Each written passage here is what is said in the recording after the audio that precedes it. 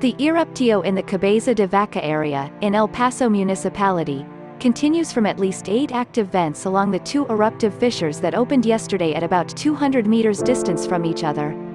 The lava has already entered the municipality of Los LLanos de Aridane when crossing the LP2 highway, and is directed towards the centers of Bombilla and Puerto Naos on the coast.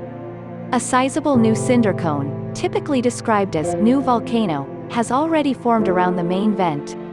Lava fountains continue to shoot many tens of meters into the air from the most active vents.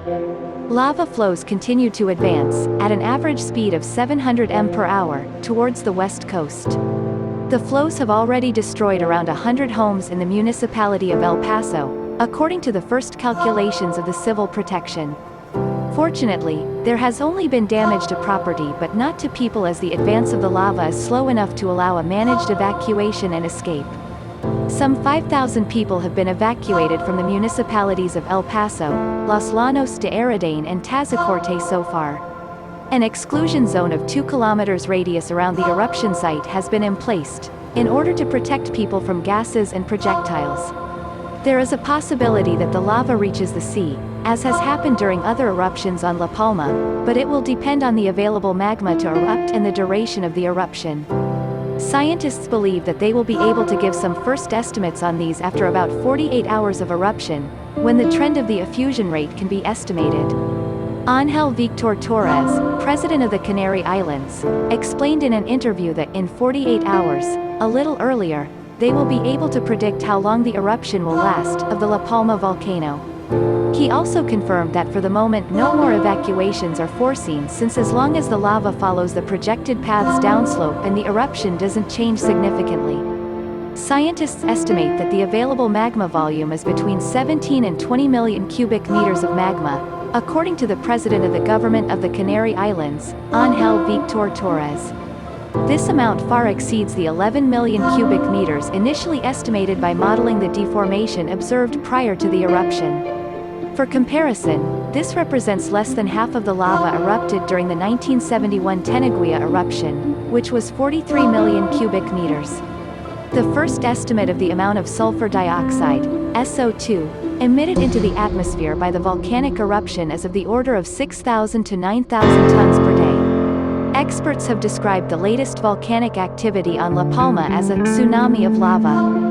Huge rivers of molten rock have been spewing from the crater in recent days after a 4.5 magnitude earthquake shook the island on Thursday and intensified flows.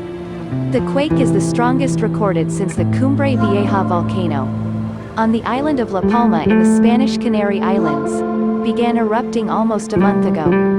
Today one of our crew was able to film a truly lava tsunami. Amazing speed and overflow of the lava channel, said the Canary Islands Volcanology Institute, publishing the footage, which is included below. Lava rolling toward the Atlantic Ocean forced the evacuation of more than 300 people late on Thursday, bringing the number of people forced from their homes since Tuesday to 1,200, according to the La Palma government. About 7,000 people in all have had to flee since the eruption, the government said. Authorities have reported no casualties from the eruption on the island of some 85,000 people. Most of the island, where the economy is based mostly on farming and tourism, has been unaffected so far. 2 main rivers of lava were still flowing from the Cumbre Vieja ridge on Friday. The initial one has slowed to a virtual stop, but a second one is spewing a large amount of molten rock and compelling authorities to stay alert for further possible evacuations. The volcano has coughed up ocean sediment that predates the island's formation 2 million years ago, Vicente Solar of Spain's Higher Center for Scientific Research said. The lava has fully or partially destroyed more than 1,500 buildings, most of them homes, and covered more than 680 hectares, according to an EU satellite monitoring agency.